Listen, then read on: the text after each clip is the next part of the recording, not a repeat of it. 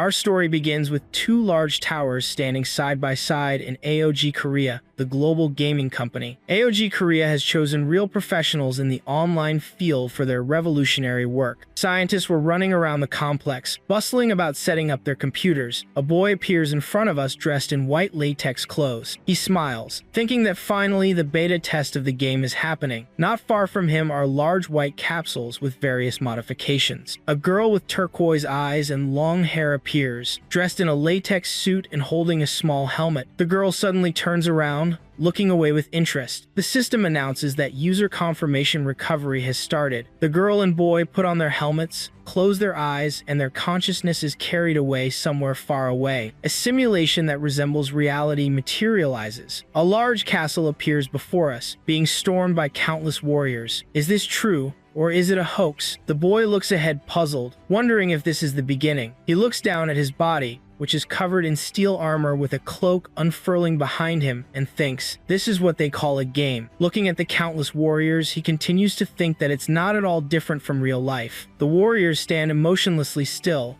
all with the same face. Suddenly they charge, spears in their hands. Archers run after them, drawing their bowstrings. One warrior drew his bow menacingly and pointed it at the sky, following his example. All the archers did the same and sent an arrow volley to protect themselves from the approaching enemy soldiers. Blood suddenly spurted out. An arrow grazed the boy's face, and he stared ahead in fright. In the capsule, the boy clenched his teeth from the pain and wondered what was happening. He let out a high-pitched wail, shocked by how much it hurt. The timer shows 6 minutes and 1 second. A scientist looking at the monitor indifferently replies that the game time was 6 minutes and 33 seconds. A contented man in a gray suit appears, hands folded, asking about the subject's level of assimilation. The boy grits his teeth and continues to lie in the capsule, his hands and body bound by restraints. His whole body is shaking. The scientist, turning to the man in the gray suit, replies that it equals 100%. He's sure the subject feels mortal pain. The man in the suit grins with satisfaction and tells them not to relax, saying they should feel the real simulator, which is called hell. The boy in the game was on his knees, holding his head,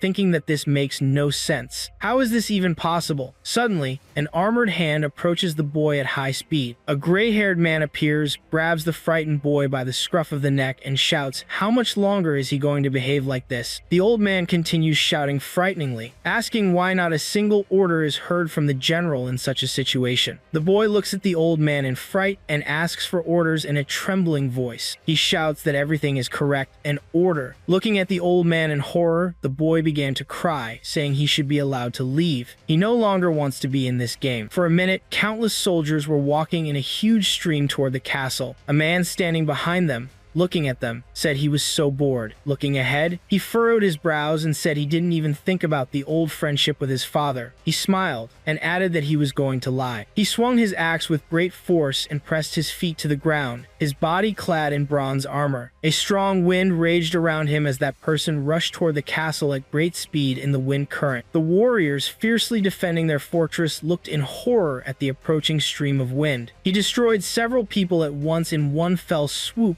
and pieces of the fortress flew in different directions. A large axe fell with great force where soldiers were standing. The wall was littered with mountains of corpses. A large axe was stuck in the wall, and the warriors looked at it with puzzled expressions. The heads of the fighters fell down from the wall. A man with a beard and an eye patch was approaching, his right eye glowing with blue energy. This giant swung his big axe and leapt at the crowd of soldiers. The warriors stared ahead in fear, unable to do anything. The boy watched this in fright. The giant said with a wide smile that at last the boy found this day, the general's son. The boy watched the giant in horror, shouting for him to stop, asking what he was even talking about. But the giant was rapidly approaching. That was the beginning of an endless round of rebirths. After 31 restarts, the only thing he could do in this hell was to fight to the end to survive. The guy standing there looked menacingly ahead and said that was his only option. Someone pointed a sword at the boy, and he looked at it with a puzzled expression. There was a girl standing in front of him who calmly said that if the boy struggled, he would experience unbearable pain that couldn't compare to anything he had ever felt before. The girl handed the boy the sword and asked if he still wanted to fight. The boy glared at the girl. He swung the sword that was shining with blue aura, thinking that no matter how many times he fought, he would come back to life. He leapt at the soldiers who were furiously running toward him, surrounded by blue energy. He thought that he would keep fighting until he finished this hellish battle with his own hands. A huge castle appears in front of us, attacked by countless warriors. Even death cannot prevail in a series of endless revivals. We are taken to children who are running away from school, shouting joyfully that winter holidays have begun. The girls were happily talking and laughing among themselves. The boys were making fun of each other. One guy coming out of school stopped, looking at his departing classmates and ordinary students. He looked at them and just kept silent. This boy was wearing a school uniform with a red tie. Looking at the children, he sadly asked why they were so cheerful when they were clearly waiting for the test trap more than for school. The boy took a deep breath and added that since he had an exam next year, the test questions would be much more difficult. The boy yawned and then thought that for him, who had just begun to live this world, he replied that it was terribly boring. The boy was walking through the city when someone suddenly called him on the phone. He answered and asked who it was. The phone answered that it was delivery and asked if the boy was at home now. The boy, looking around nervously, replied that they just put it near the door. A voice came from the phone saying that he should get it personally. The boy, walking down the street, wondered if he had ordered something and then replied that if they could wait a little longer, he would be home soon. The boy, taking the phone away from his ear, saw a delivery guy in front of him. He wondered what he had been doing for the last few days. The boy suddenly noticed that the delivery guy was holding a package with the rose logo on it. At the same time, he ran as fast as he could to the delivery man. The delivery guy, taking the phone away from his ear, looked at the boy with a smile and said that since he was a student, could he look at his student ID? The boy showed the student tickets to the delivery guy at high speed and then took the parcel. The delivery man rushed past him, looking puzzled after the fleeing boy. The delivery guy sighed in disappointment and then said that his son, who is in elementary school, and this one from high school, both go crazy when they see the logo of this game company. The boy ran to his home at high speed. He quickly took off his shoes and ran to his room, loudly slamming the door. The boy took out a knife and began to open the package. He admired the inside of the package, then said what it was. In front of the boy was a small virtual helmet. Next to it was a pair of bracelets. The boy read the instructions for VR equipment. On it was a picture of a man, and it showed how to properly put on bracelets and a helmet. The boy quickly put the bracelets on his hands and then put a virtual helmet on his head. In the instructions, there was a line that after pressing the power button on the right wrist, you need to follow the instructions. The boy pressed a button on his wristband, and then a voice sounded in his earphones. Analysis of the user's biological data, please don't move. The boy looked forward with anticipation,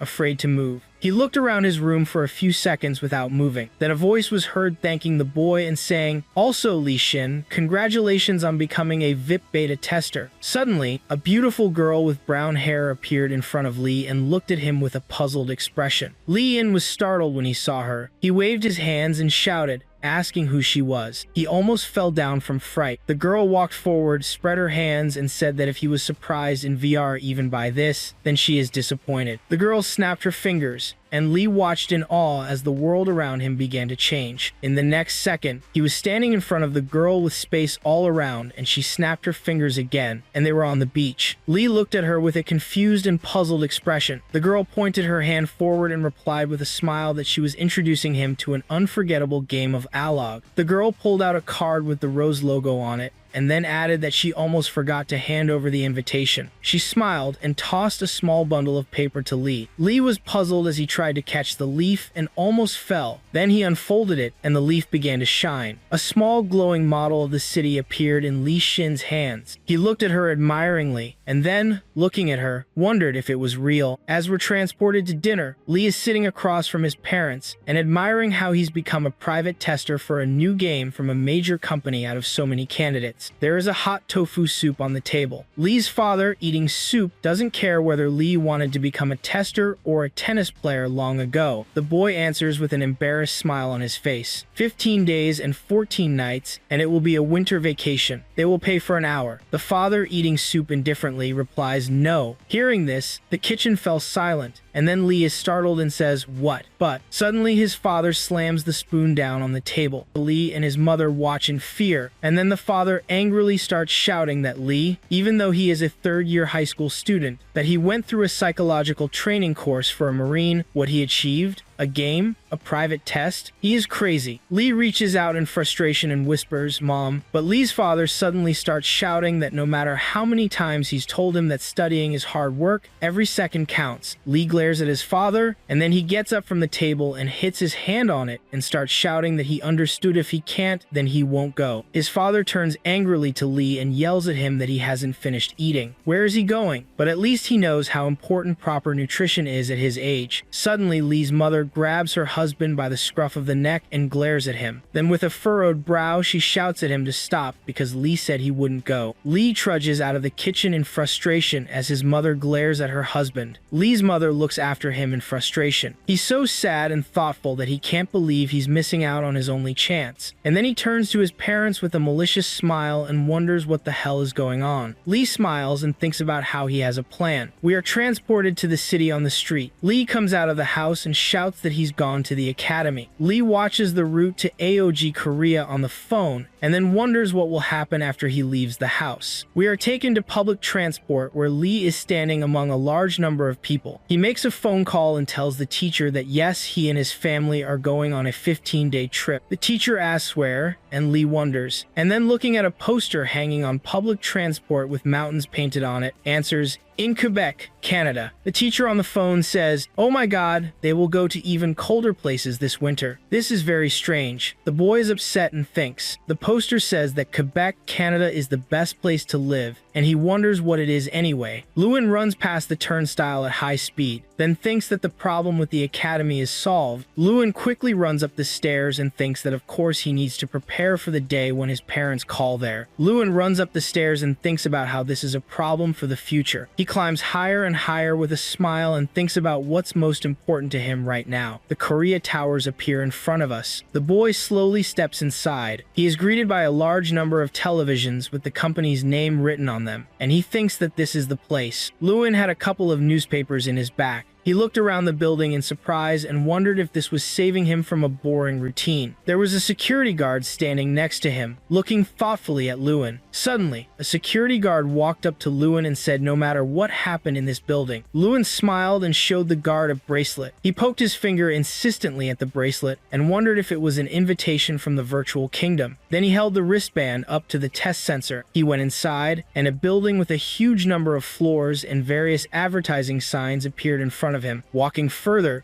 he saw a huge number of players, some wearing virtual helmets, some already wearing knight armor, even a giant with a hammer. He looked at them all in silence. Two guys in knight armor were walking to his right, smiling and chatting about something. Lewin, looking at it enthusiastically, said that it was so cool. Suddenly, Lewin saw that it was blurry. He looked ahead, and suddenly, the man was gone. Lewin, looking at this, asked what it was just now. Suddenly, a man with an eye patch appeared in front of Lewin, surrounded by strong blue energy. He gave him a startled look and then whispered in a trembling voice, "Is this really a bug?" And the man with the eye patch smiled. Then he swung his huge axe. Lewin flew to the side in fright. He looked back in horror, then asked what it was. The guy in bronze armor was approaching Lewin at high speed. Lewin was desperately trying to run away from him, shouting at him to get behind him. In front of him, Lewin saw a small house made up of pixels and dashed towards it, the huge man chasing after him. The man threw an axe at Lewin, causing a column of dust to roll over. The man with the axe glared at Lewin. Lewin screamed in fright for the man to stop, while the man threw the axe behind his back with all his strength to hit Lewin. There were tears in Lewin's eyes and he shouted out. A girl appeared out of nowhere, holding out her hand and saying, "Stop." Lewin was lying on the ground in fright, and the man with the axe stopped.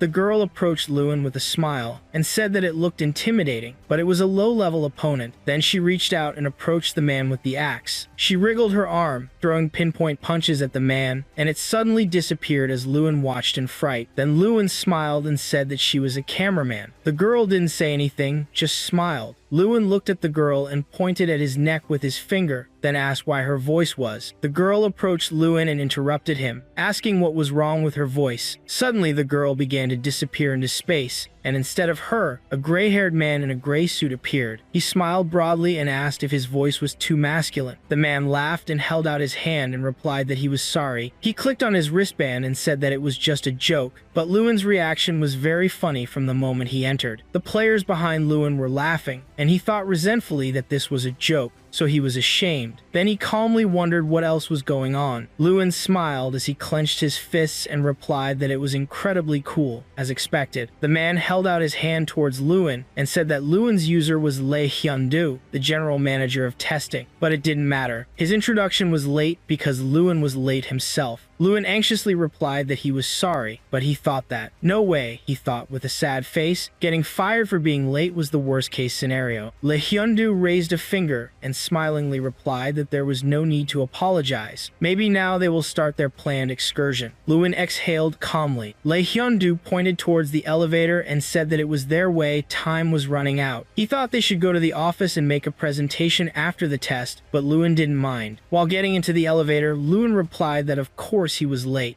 Lee Hyun-do replied that it was great, then maybe they would go straight to the test hall. Lewin and Lee Hyun-do were riding in the elevator, having a fun conversation. They were watched on video cameras by a man sitting in a chair. He answered on the phone that yes, he is sure. He trusts only the client. On the man's desk was an inscription, the branch manager. Bernardo kept saying that he asked to go and see, and then the manager turned off the phone. He lit a cigar and then said that now he hopes the product they can sell is properly prepared. The manager picked up the remote control and then, looking at the video camera, pressed the button. As we are transferred back to the elevator, Lee Hyun-do apologizes to his smiling Lewin. Lewin and Lee Hyun-do walk around the complex, and Lewin looks around happily. When they reach the end of the corridor, a touch panel appears in front of them where Lee Hyun-do enters something, then they pass on. The program scans them and then skips them. The manager lights another cigar and says it's just business. Lewin and Lee Hyun-do are standing in the aisle being scanned again. The door in front of them starts to open and they hear the system message that A12 is open. Lewin looks in front of him admiringly, a little embarrassed. A giant room appears in front of him, in the center of which is a huge column that is connected to the capsules. Lewin,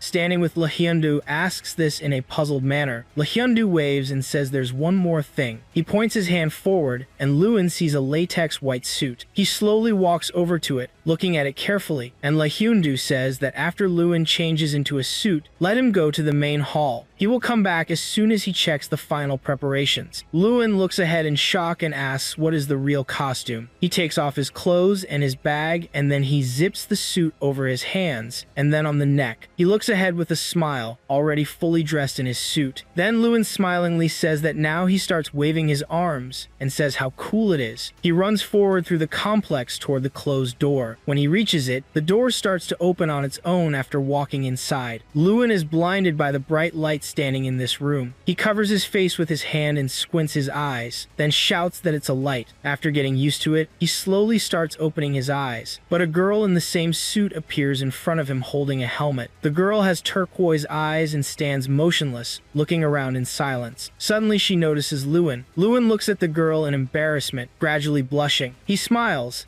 then shouts that it's like back then. Lewin runs up to the girl and happily informs her that director Lian Zhao and this version of the cameraman is better than last night. The girl indignantly asks, especially what? Lewin sniffs the girl's hair, then says that as they passed on the smell of shampoo, Lee Hayano, who is in another room, laughs and says through the earpiece that it's probably because she just washed her hair, because that's right, Miss Maria. Lewin looks at the girl with a puzzled expression and says that's how it is. Maria indignantly asks what Lewin has heard, so let him wipe that expression off his face. Maria, her brows furrowed and her teeth bared, blushed, and then asked whether Lewin wanted her to punch him in the nose. Lewin jumped to the side and shouted that he was sorry. He jumped back so hard that he fell on something. It was a small capsule that he had fallen into. The capsule lit up, and then the system message was heard that the user confirmation passed and recovery was started. Lewin happily examined the capsule and said, "What is it?" But suddenly, Maria pointed her finger in the direction of the capsule that Lewin had fallen into and indignantly turned to director Lian Zhu and asked what was wrong with this stupid freak.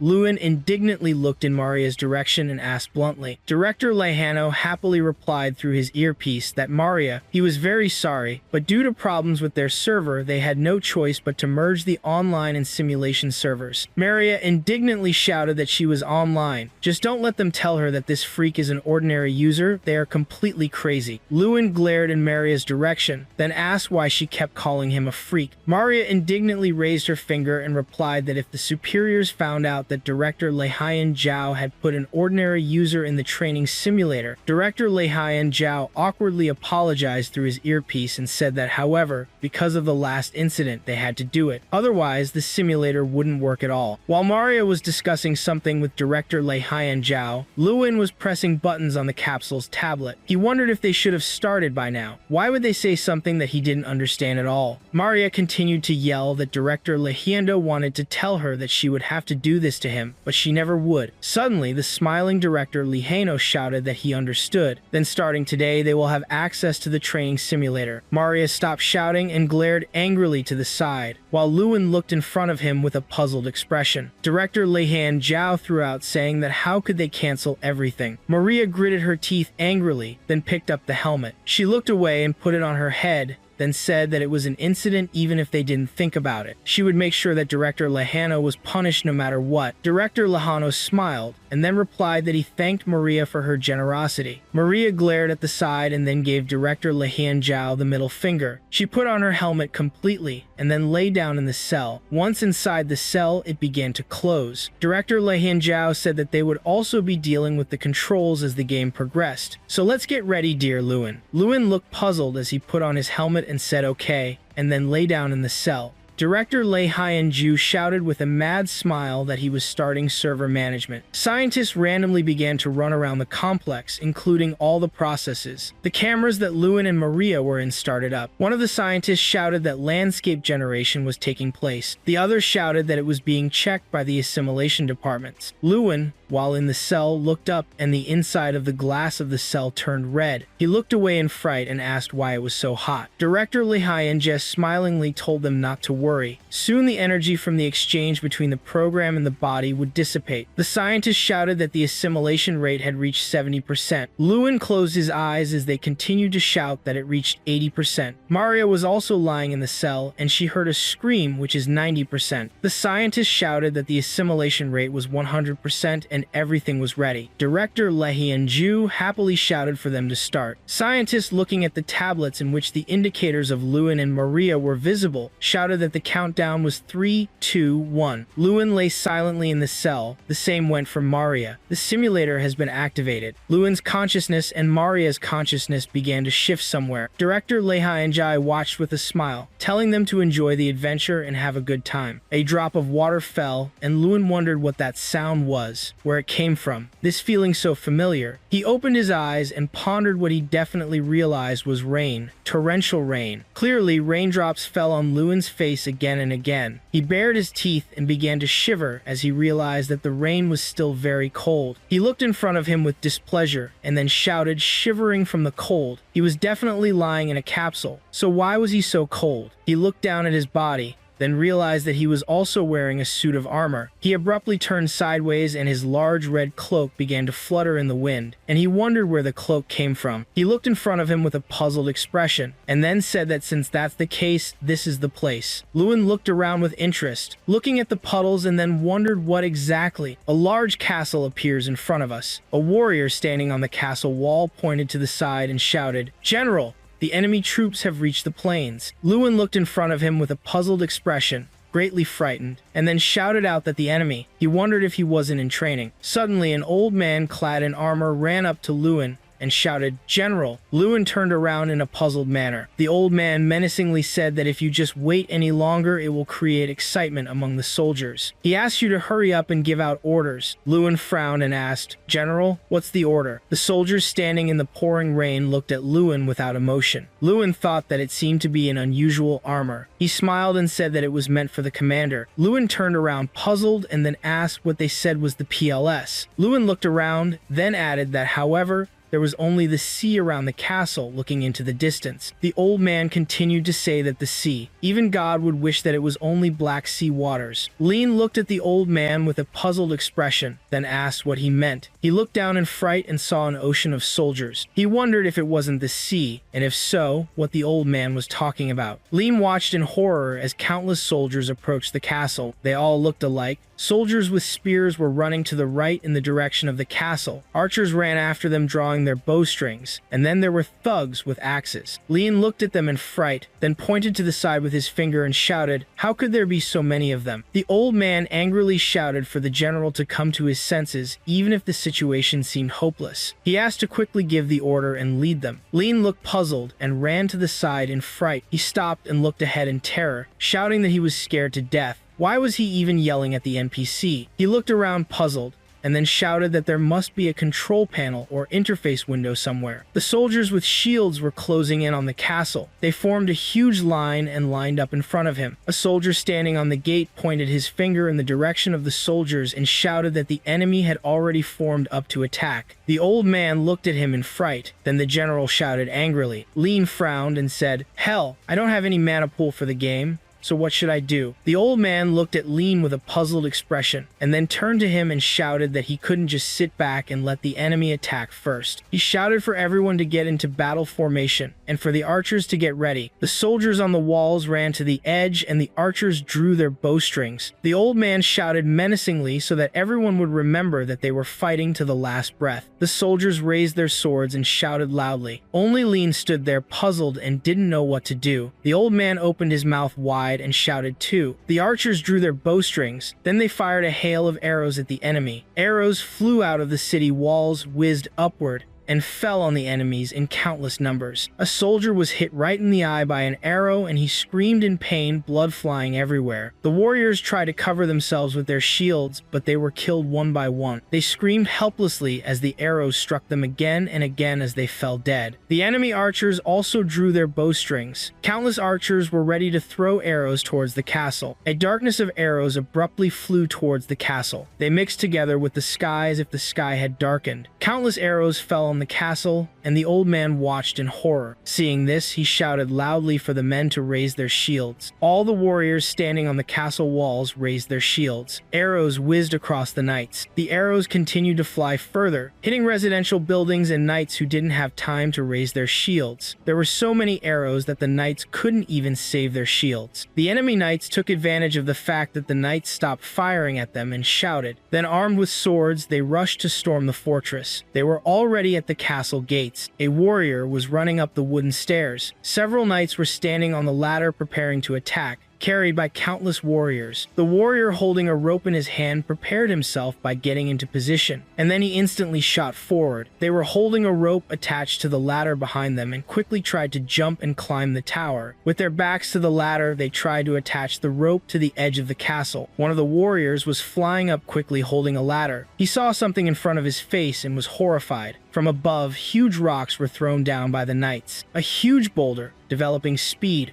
was flying down. Then it hit one of the knights directly, breaking the ladder beneath him. The knights who were under the castle gate fled in terror when a large boulder fell down. The old man, looking at the countless soldiers, shouted that they should not be allowed to get up and to stop them. Knights standing on the walls threw stones down. Archers tried to kill everyone who could even climb the stairs. The warriors who tried to climb the stairs began to fall down, and the stairs broke with them. Those who were not killed by the stone were stabbed by the knights from above with spears. A soldier tried to restrain the spear, but in the end could not. He was pierced. Behind him was a comrade who leaned on him and leaped at the knights. The knight watched in dismay as the black armored warrior sliced him in half with great force. The guy lost his helmet and then fell to the ground dead. There were tears in his eyes. Looking at the dead knight, Lean was startled to think that this was definitely just a game. He stood silently, taking no action, and watched the process. If this is not true, then it is definitely very similar to reality. Everything is real or is a hoax. A huge number of knights continued to storm the castle. Lean was startled to think that it was really online. The enemy archer drew his bowstring, and then together with their comrades they released a flying arrow at great speed. The warriors continued to storm the castle, trying in every possible way to climb the stairs. The knights covered with shields, protecting themselves from arrows and enemies who still managed managed to climb the stairs. Lean, looking at the huge number of corpses of his comrades, wondered what game world he was currently in. Suddenly, blood spurted out and an arrow shot at great speed past Lean's eyes. Then it hit the warrior behind him in the neck. Lean sighed in dismay and then touched his eye and saw the blood on his hand. He desperately screamed that he was in so much pain. It was just a game. Why was he feeling pain? The old man noticed that Lean was injured, and Lean thought that he couldn't even tell if the pain was real. The old man shouted loudly what the warriors were doing.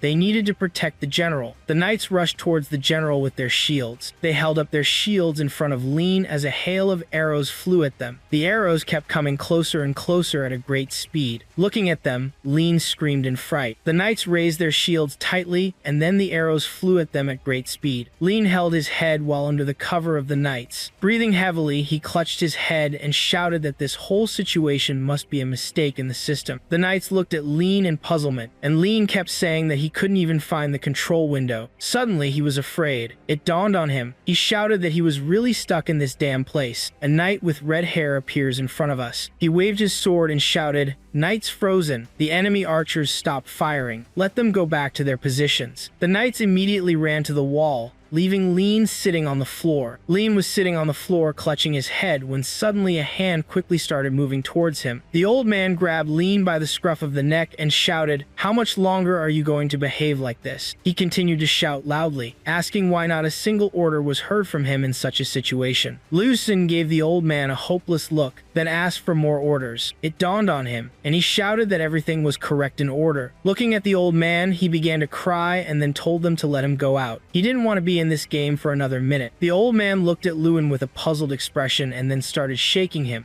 shouting, "What the hell is he talking about?" The old man and Lane stayed on the fortress wall. Countless warriors were closing in on the castle. A man was watching it all, and he said he was so bored. He furrowed his brows and said he wouldn't even think about his old friendship with his father. He smiled and said that he was going to see Lewin. Suddenly, he swung his huge axe and kicked off from the ground. The axe, cutting through the air, raced after him. This man hit the air with an axe with great force and began to blow away his own soldiers. He whirled his axe around himself, creating an incredible flow of air. Then, with great force, he threw it forward. The axe, sweeping away everything in its path, rushed towards the fortress. Those trying to defend the fortress looked at the approaching danger with fear, and then the axe hit the fortress with great force. The warriors watched in dismay as the axe, circling around itself, killed one knight after another. Then it thrust with great force into the fortress. In front of the knights, the old man along with Lane watched in awe as a huge axe stuck into the fortress where countless corpses were lying. The knights' heads flew down from the fortress, pushing off from them. A huge man in bronze armor ran up.